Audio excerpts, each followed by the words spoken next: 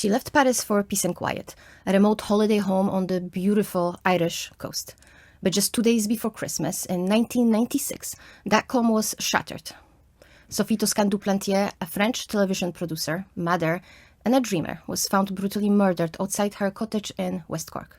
No witnesses, no clear motive, and yet decades later, her death still divides two countries. Was justice served or buried under politics, media frenzy, and misinformation? Yeah, this one isn't just a mystery, it's a collision between Ireland and France, law and journalism, grief and obsession. And honestly, the more you look into it, the stranger it gets.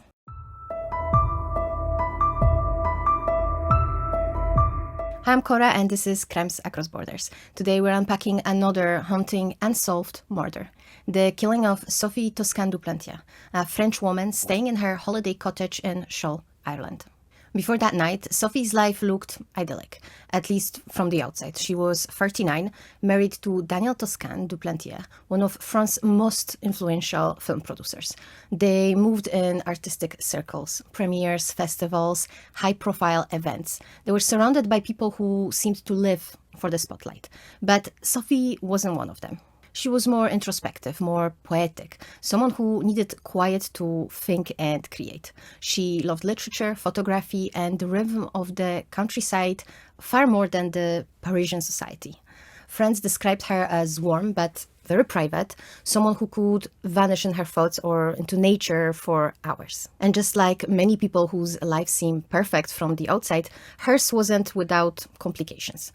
A few years before her death, Sophie had an affair. It was emotional, intense, and for time she actually considered leaving her husband Daniel, but eventually she ended the affair, deciding to repair her marriage instead.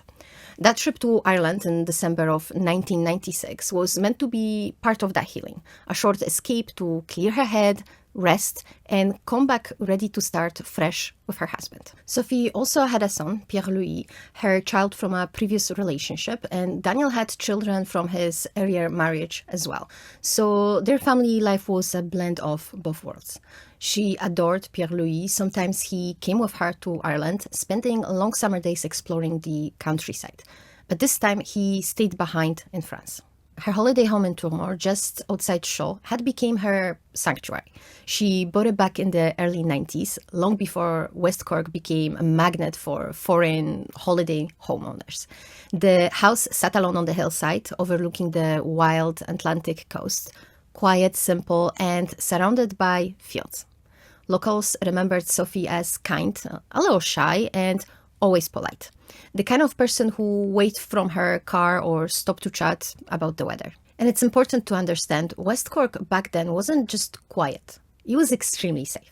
This was a place where people rarely locked their doors, where the biggest crime most weekends was someone getting a bit too drunk at the pub or a rare speeding ticket on the narrow country roads. There hadn't been a murder there in living memory. Some locals said not for nearly a century. That's a long time. So when Sophie arrived that December, she was coming to one of the calmest corners of Ireland, a place where danger simply didn't feel real. When Sophie landed in Cork Airport on December 20th, 96, she rented a small silver Ford Fiesta and drove the winding, rain-slicked roads out to her cottage in Tourmore. It was cold and grey, one of those damp Irish winters where the mist seems to just cling to everything. But for Sophie, that solitude was exactly what she wanted, at least at first. She had planned the trip as a short break before Christmas, a few quiet days to rest, think, and prepare to start fresh with her husband once she got back to Paris. But as the days drew closer, something changed. According to several accounts, Sophie actually invited a few friends to come with her, or at least visit her during her stay, but no one could. It was just before Christmas, and everyone already had plans with their friends and family. So Sophie decided to be there alone. And she wasn't even sure how long she would stay. Some reports suggest she booked two return tickets, one for December 22nd and another for December 24th. I guess she couldn't quite decide when she will be ready to leave. In the days that followed, she settled into her familiar routine. On Saturday the 21st, she went into Shull, the nearest village, to pick up groceries, run a few small errands. Locals remembered her smiling, chatting briefly in shops, and mailing Christmas cards. That night she stayed in, watched TV, and phoned friends back in France. By all accounts, she seemed calm, reflective, maybe a little lonely, but definitely not frightened. She spoke again to her close friend Agnes Thomas late on December 22nd around 10 p.m. Sophie told her she would be heading back to Paris the next morning. She said nothing to suggest she felt uneasy or threatened, but unfortunately, that was the last time anyone heard her voice. The next morning, December 23rd, began like any other winter day in West Cork. Cold air, thick fog, the kinda hangs over the fields and just blurs the hedgerows. Around 10 a.m., a neighbor named Shirley Foster was driving along the narrow country road that passed Sophie's cottage. Just a quick morning errand. As she approached the gate, she noticed something pale in the grass down near the field. At first, she thought it was just a sheet that had blown loose, or maybe even a mannequin. She drove on a short distance before something in her gut made her stop. She turned the car around and went back. When she pulled up by the gate and looked closer, she realized it wasn't a mannequin. It was a person, a woman, lying face down, still dressed in nightclothes and boots, her dressing gown tangled in the shrubs. Shirley raced to a neighbor's house, Alf Lyons, and told him what she'd seen. Together, they returned to the field. They knew the property immediately. It belonged to the French woman, Sophie Toscan du Plantier, but the injuries were so severe they couldn't be even sure if it was her. Her head and face had been beaten beyond recognition. Later, even when the Gardaí arrived and called in the neighbors to help confirm her identity, no one could say with certainty that it was Sophie, only that it had to be her because no one else was missing. The first officer on scene, Sergeant Dermot Dwyer, described the site as one of the worst in his career. There was no forced entry, no clear weapon nearby, and no evidence of sexual assault. When Gardaí stepped inside the cottage, everything seemed normal. The bed was unmade, breakfast dishes sat on the counter, and a fire still smoldered in the hearth. It looked as if she'd been interrupted, maybe heard something outside, stepped into the cold night, and never made it back in. But very quickly they noticed one small detail that stood out. There were 2 wine glasses in a sink. Sophie had traveled alone, or so at least everyone thought. Did someone visit her that evening, or had she simply used both herself, as some friends said she often did when switching between red and white wine? Either way, investigators made note of it. From the house to where her body was found was about 100 yards, short stretch of gravel and grass leading towards the gate. The torn fabric, the blood trail, and the disturbed earth all suggested she tried to flee, almost reached the road, but not quite. For the Gardaí, this was uncharted territory. West Cork hadn't seen a murder in nearly a century. The local officers were used to drink-driving cases or neighbors' disputes, not a brutal killing of a foreign visitor. They called for reinforcements from Bantry and Skibbereen. By midday, the story had spread throughout the village, and by evening, it was national news. French woman murdered on Irish soil just days before Christmas. And a rural police force suddenly at the center of an international mystery. The first hours after Sophie's body was found were chaotic. The Gardaí who arrived that morning did what they could, but West Cork simply wasn't prepared for a major crime scene. There was no forensic team on standby, no specialized equipment, and because it was just before Christmas, many senior officers were already off duty. Within minutes, the lane was crowded. Uniformed Gardaí, neighbors, even curious onlookers who wandered close enough to see what was happening. In those early moments, vital evidence may have been tampered with, moved, or washed away.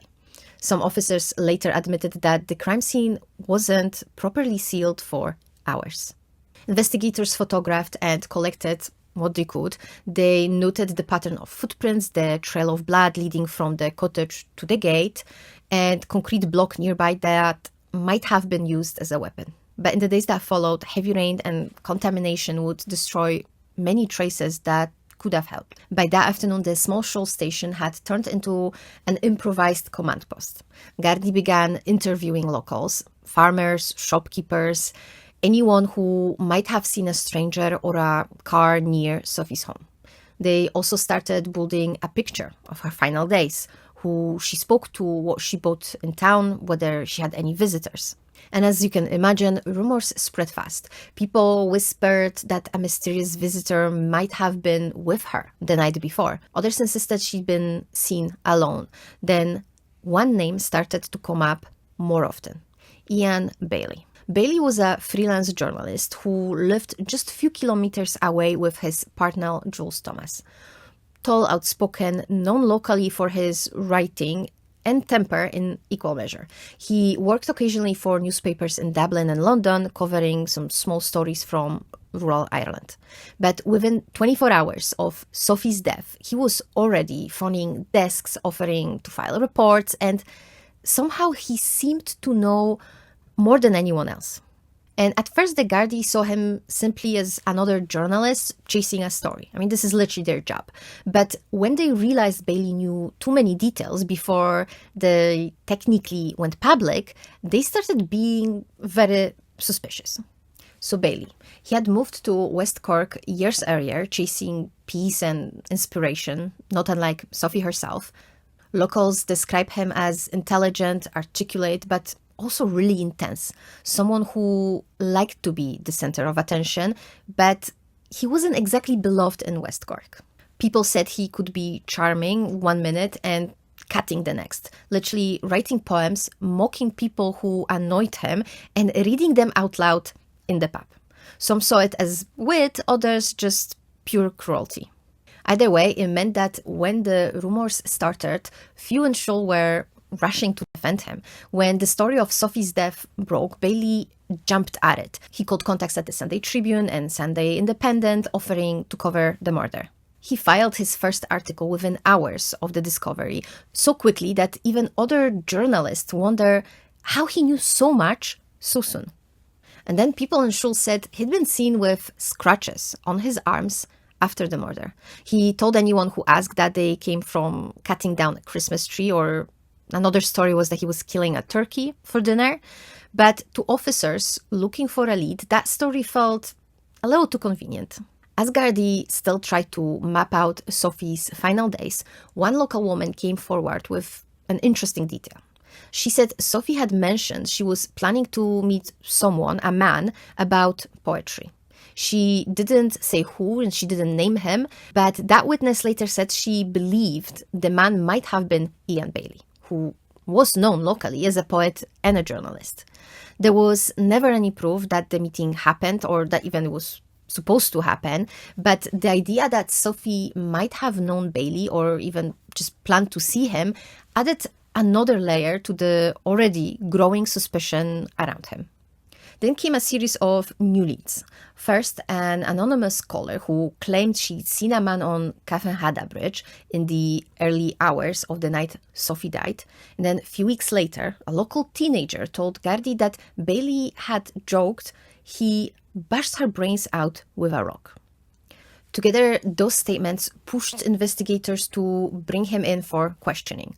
On the morning of February 10th, 1997, Gardaí arrived at Bailey and Jules Thomas' cottage. Both were arrested and taken separately to Bandon Garda station. Bailey believed he was being questioned as a witness, and Jules later said she barely understood what was happening until she was inside the station. Their first statement about the night of the murder was that they came back home from a pub, they had tea, talked for a bit, and gone to bed early. Bailey later said he'd woken up in the night, heard music from neighbors' party, and then drifted back to sleep. But this time they were interviewed for hours. They were kept apart under pressure and told very different things. Jules said detectives told her that Bailey had already confessed that he'd broken down and basically admitted to everything. Meanwhile, Bailey was told that Jules had said she believed he'd done it. Neither of those claims were true, but both started to doubt the other, and in that confusion, small cracks appeared in their stories. At first, Jules insisted Bailey had been beside her all night, and later she admitted that she couldn't be sure. Maybe he had gotten up for a while, maybe around 2 or 3 a.m. Bailey's own version shifted too. In the early statements, he said he slept throughout the night, and later he said he'd gotten up around 4 a.m. to write for a bit and then gone back to bed. He kept denying any link to Sophie. He said he seen her around town, recognized her from the cafe or the market, but that's about it.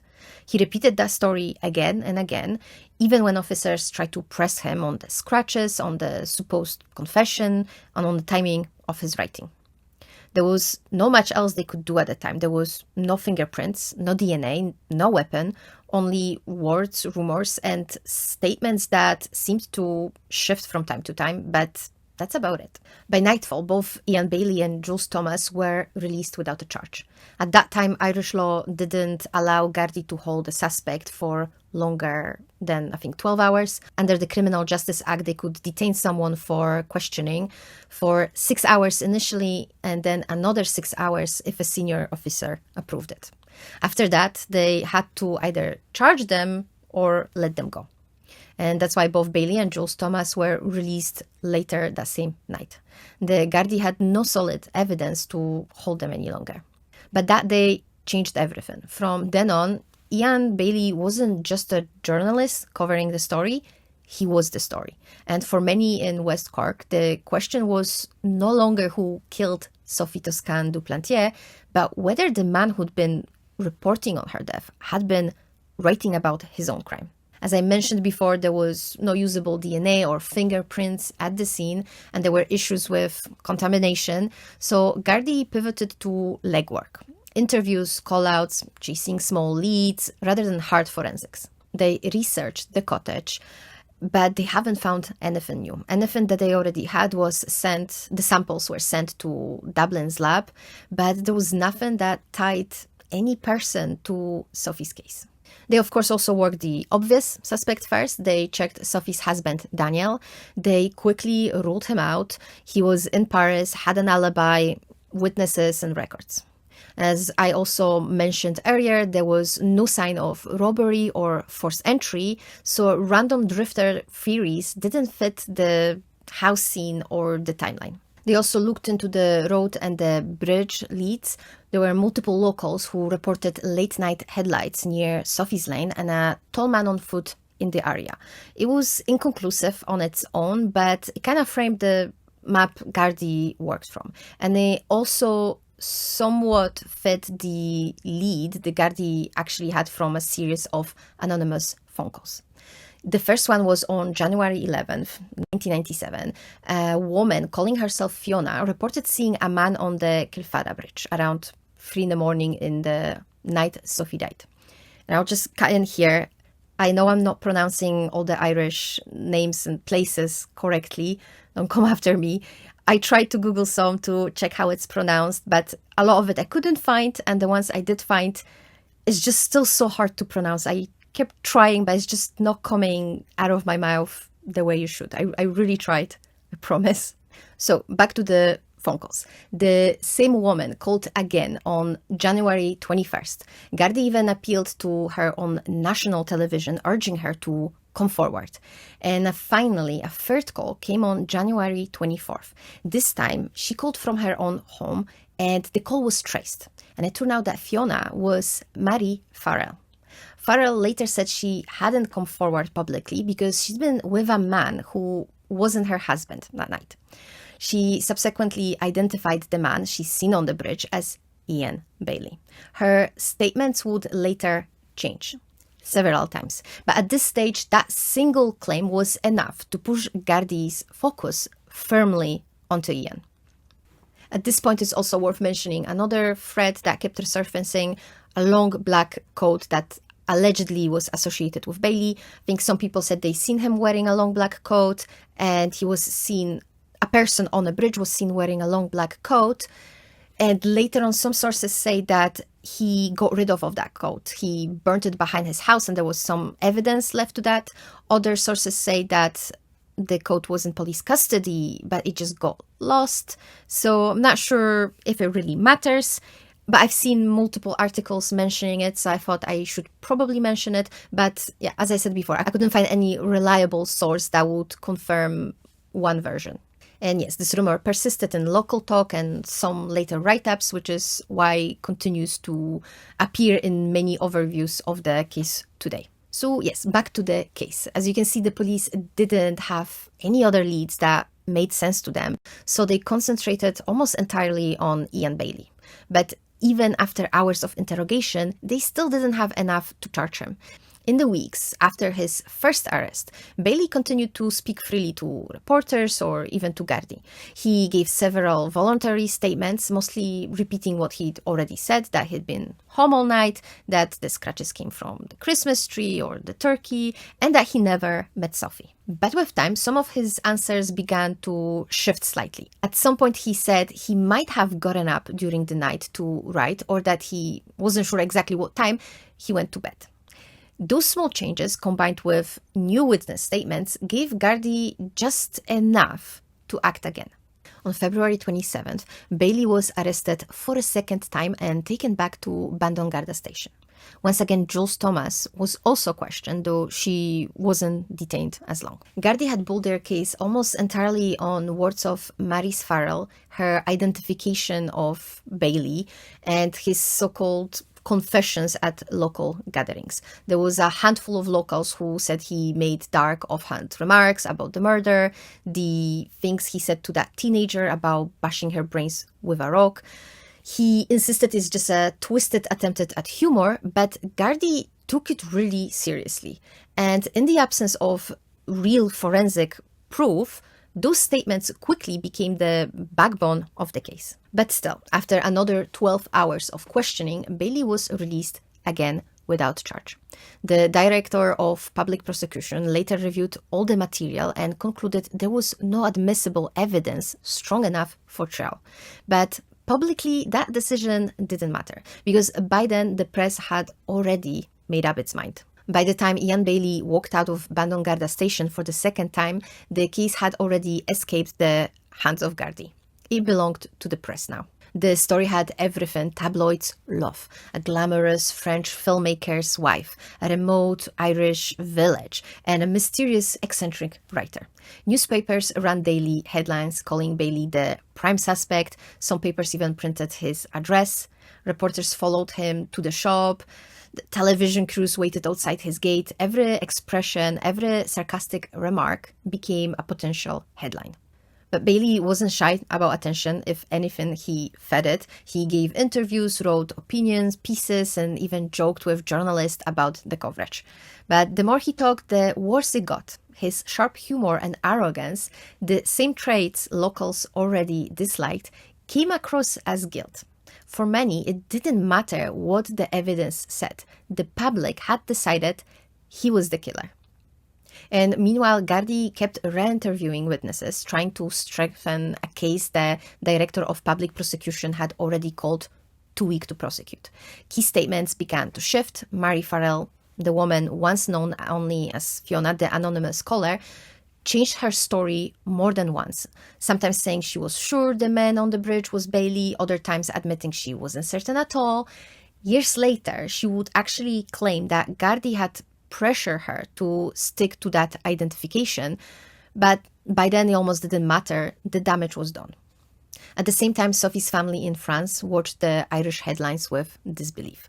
To them, the lack of charges looked like failure, or worse, the indifference. Her parents and her son Pierre-Louis began pushing French prosecutors to intervene. French television covered every development, often framing it as a story of justice denied. And that international pressure would only grow. And back in West Cork, the small community turned inward. Some neighbors stopped speaking to Bailey, others pitied him. He became both a villain and a curiosity, the man everyone whispered about, but no one really knew.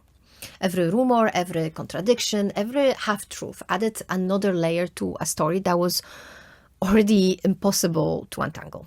By the late 90s, the official investigation had gone quiet, but the noise around it never really stopped. Sophie's family continued to fight for answers. The French media kept the story alive, and Ian Bailey, still living in the same stone cottage, had become the most infamous man in Ireland who had never been convicted of anything. And he refused to disappear. He kept writing, giving interviews, and insisting he's been framed. He said that Gardaí had pressure witnesses, especially Marie Farrell, to identify him, and that once they picked their suspect, they just bowled everything else around that decision. It became his new mission to clear his name and prove the system had turned him into the scapegoat. He filed multiple defamation actions in the early 2000s against national broadcasters and newspapers that had called him the chief suspect. Most were settled quietly, but his biggest challenge came later. In 2014, so much more recent, Bailey sued the Irish state, the Gardaí, and the director of public prosecutions, claiming they had maliciously targeted and wrongfully arrested him. During that trial, Marie Farrell gave explosive testimony, saying Garda officers had indeed pushed her to stick to her story. And for a moment, it looked like Bailey might finally prove his point. But in 2017, the High Court dismissed his case. The judge accepted that the investigation had serious flaws, but said there was no proof of deliberate framing. Bailey appealed and lost again 2 years later, and to the Irish courts, the case was closed. To Bailey was proof that the system was protecting itself. Meanwhile, across the water, France hadn't let go. Sophie's family had never accepted that no one would stand trial for her murder. Under French law, the state can prosecute the killings of a French citizen abroad. So in 2019, a Paris court tried Ian Bailey in absentia, without him present. He was convicted of murder and sentenced to 25 years in prison. Trials held in absentia like this one are rare, but not unique. If you've seen my other video about Kalinka Bamberski case, you will remember it ended the same way. A conviction on paper, a defendant still free abroad, and a family caught between two legal systems that just couldn't agree on what justice meant. And that's exactly what happened here too. Two countries, two verdicts, and no closure. Ireland refused to extradite him, saying there was no new evidence and that he'd already been investigated and cleared at home. For Sophie's family, it was a moment of justice, even if just symbolic. For Bailey, it was another verdict he said he could never escape. Convicted in a country he'd never even set foot in since her death. In the end, there were two versions of justice, one French, one Irish, neither fully satisfying, and both incomplete. And somewhere in between them, the truth of what really happened to Sophie Toscan du Plantier remains lost. There's quite a few shows and documentaries on Netflix and Sky that explored the investigation. There was a West Cork podcast. I think it was the first true crime hit on Audible. He brought new interviews, Garda notes. There was plenty of books written on the case as well. And each version offers something slightly different and new, but none of them deliver closure. And even in analysis, the story hasn't stopped evolving. Plenty of behavior experts have continued revisiting Bailey's interviews. The behavioral panel broke down his gestures, tone, reactions. Statement analysis, Peter Hyatt, you might recognize him from the McCann's case. He examined the parents' interviews in detail. He focused here on Bailey's choice of words, sentence patterns, and what he left unsaid. Most of these analyses reached a similar conclusion that Bailey's behavior seemed deceptive or withholding. But of course, these are just interpretations, not evidence. And then in January 2024, Ian Bailey died suddenly of a suspected heart attack at the age of 66. It's not the end of the story. There's some new reports that suggest that fresh DNA had been recovered from the rock believed to be the murder weapon using new modern MVAC forensic technology. The sample is still being analyzed last time I checked, so there's no name and no results, but it's the first scientific hope for that case in decades.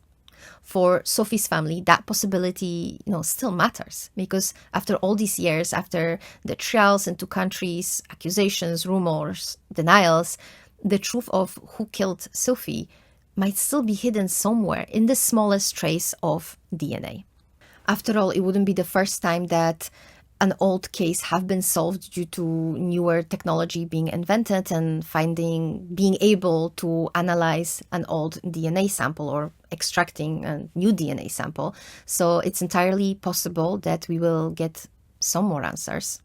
This story reminded me of another case. Besides the Bamberski case, there was a case of a Polish man who would write a book about his crime and then later just enjoy all that attention and movies being made about him. I covered that case already, as well as the Bamberski case, so if you haven't seen those videos yet, it's linked down below.